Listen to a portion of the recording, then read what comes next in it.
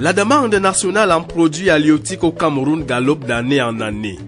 Elle est estimée à 500 000 tonnes par an. Elle ne peut être satisfaite que par les pêches de capture dont les productions cumulées à celles de l'aquaculture se chiffrent à près de 345 000 tonnes en 2019. Le déficit est toujours comblé en partie par les importations qui, malgré une tendance à la baisse depuis 3 ans, se situe encore à 185 000 tonnes en 2019. Situation davantage très préoccupante. D'où l'instruction du Premier ministre chef du gouvernement lors du conseil de cabinet du 28 février 2019, celle de tout mettre en œuvre pour limiter la forte dépendance du Cameroun aux approvisionnements extérieurs, en l'occurrence le poisson. Pour y parvenir, il faut adopter de nouvelles stratégies, notamment la promotion des entreprises aquacoles rentables et l'augmentation significative des investissements privés dans le secteur. Ainsi, le ministère de l'élevage, des pêches et des industries animales, en bon élève très assidu, a lancé le 15 juillet 2020 un appel à manifestation d'intérêt des opérateurs économiques nationaux et ou étrangers en vue d'investir dans l'aquaculture au Cameroun. C'était pour donner un nouveau élan pour l'aquaculture au Cameroun. Les premiers bons dossiers ont été préqualifiés le 24 décembre et les opérateurs sont en train de mettre petit à petit leurs projets en place. C'est le cas de ce jeune entrepreneur aquacole qui est en train d'aménager un grand complexe aquacole au niveau du pont de la Dibamba. Le complexe est basé beaucoup sur la formation et la production intensive. Nous avons un projet de 360 tonnes le mois ici pour 4 espèces. On a le tilapia rouge, le gris, le clarias et le pangasius. Nous aménageons l'espace pour le parking, pour l'espace pour vendre le frais, le braisé, pour aménager les serres et les endroits pour faire la rizipisciculture. Et là derrière nous avons des grands étangs que nous allons construire pour l'élevage de pangasius. Nous avons les salles de transformation, les tunnels de congélation que nous allons mettre ici pour pouvoir amener les poissons dans les cartons sur le marché. Il se fait accompagner par un partenaire technique de nationalité italienne doté de compétences en la matière. À l'extérieur, il y aura un parking où le voiture va garer. À l'intérieur, il y aura un petit marché de poissons où les gens peuvent venir là-bas acheter son poisson fraîche et choisi.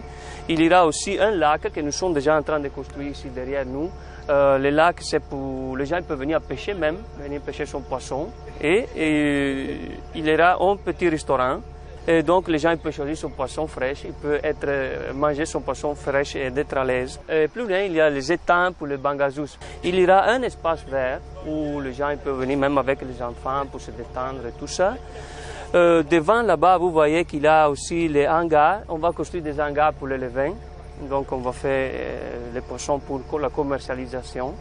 Et après, il y aura un magasin de stockage où on travaille les poissons. C'est-à-dire que là-bas, on peut emballer les poissons dans les cartons. Ça dépend où la destination. Si c'est pour la ville, serait emballé en certaine manière. Si c'est pour l'étranger, pour Yaoundé, pour autre, il y aura autre emballe. Autre carton fait peut-être même à sous-vider et tout ça. Voilà. Et surtout la longueur de l'eau, il y aura tous les cages où on va faire le vrai élevage des poissons, les poissons qui vont devenir gros pour la vente. Bon, je n'ai pas fait ça, mais ici il y aura une route à l'extérieur pour la logistique où les camions vont charger les poissons, les cartons pour livrer. Les autorités administratives et traditionnelles du coin, réjouies de cette grande ambition, donnent d'ores et déjà leur onction pour la concrétisation du projet. La Dibamba aujourd'hui, avec le développement, est en train d'aller très vite.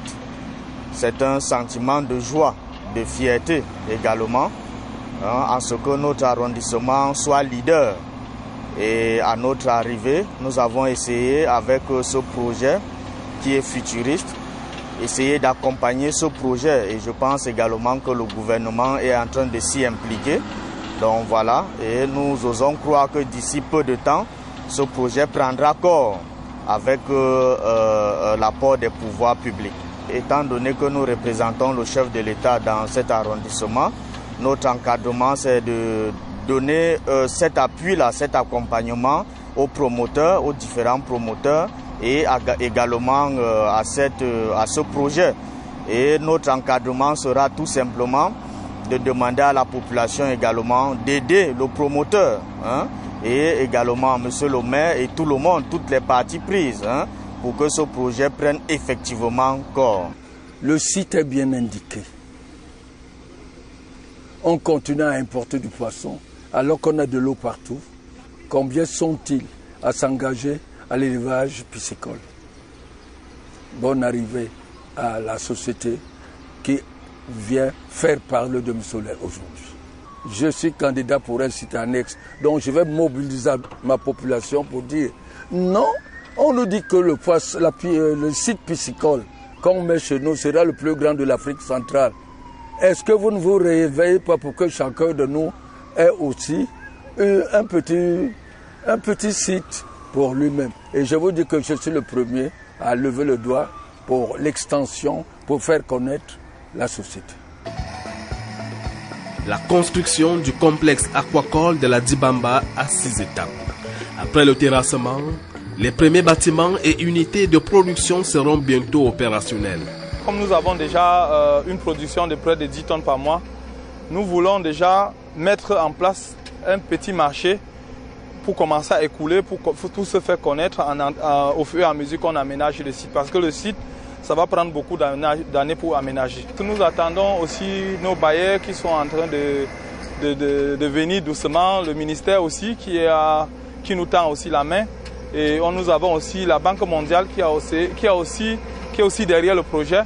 Donc nous attendons au fur et à mesure que les bailleurs essaient d'en donner quelque chose, on avance avec le projet. À court terme, voilà, il y aura les restaurants et les lacs déjà peut-être dans 3 mois, je peux dire. Dans 3 mois, on ira déjà ça.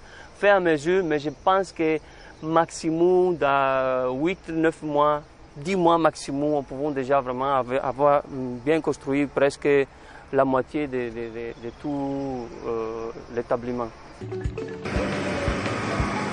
Une centaine d'opérateurs économiques préqualifiés dans l'appel à manifestation d'intérêt lancé le 15 juillet 2020 par le Minepia se distinguent aussi positivement. Nous sommes ici à la Dibamba avec le projet de AgroWorld Group qui a été préqualifié et ils ont eu le site de la Dibamba.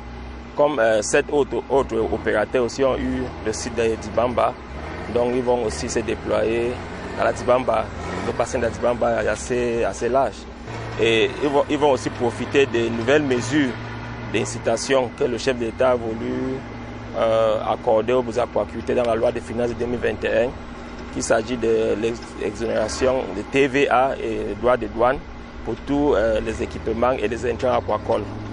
Donc il y a eu une centaine d'opérateurs qui ont été préqualifiés et les projets comme ça vont voir le jour d'ici peu. Donc tous ces dossiers sont actuellement en homologation et le processus d'homologation va s'achever avec l'autorisation de création de leur exploitation. Donc quand ils auront les autorisations, au fur et à mesure, ils vont mettre avec leurs partenaires financiers et techniques, ils vont mettre en place leurs projets. Et à terme, l'objectif c'est d'inverser la tendance des importations parce que notre pays on importe encore beaucoup de poissons. Et l'objectif c'est de produire localement tous les poissons qu'on peut produire et d'importer que le poisson qu'on ne peut pas produire localement et de dégager même les excédents pour l'exportation. AgroWorld Group dispose d'un centre de formation aux métiers agropastoraux. Il est ouvert aux jeunes locaux et étrangers. Il constitue la principale source de main-d'œuvre du complexe aquacole de la Dibamba. La formation en fait consiste, n'est-ce pas, à former les jeunes Camerounais et même les étrangers dans l'aquaculture, l'agriculture, la pisciculture, la sylviculture. Nous faisons dans la reproduction déjà, nous faisons dans le grossissement des alevins et l'engraissement. Oui. Maintenant, ce qui concerne l'agriculture, on fait dans le planting et le plus souvent l'entretien du site. La formation ici, dans d'autres sites, nous faisons 80% pratique et 20% théorique. Ce qui m'a motivé à venir me former, je vois que beaucoup de jeunes ne font pas beaucoup d'agriculture.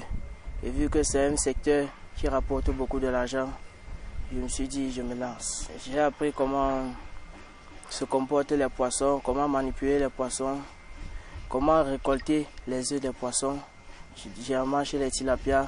Bon, après la formation, je vais me lancer dans la pisciculture. Bon, au centre à Yaoundé.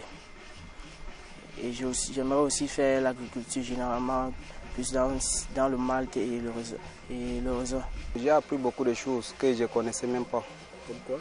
Bon, comme manipuler les poissons pour faire déplacer, pour récolter les œufs et pour faire les larves. Je suis du nord, je sors du nord. Je suis venu seulement pour apprendre les poissons. Le Cameroun a des atouts pour produire suffisamment le poisson de table. Le gouvernement fait son travail en accordant toutes les facilités possibles dans le secteur aquacole. Il appartient cependant aux opérateurs privés d'y investir pour atteindre les objectifs de développement de l'aquaculture camerounaise, un domaine d'activité très rentable.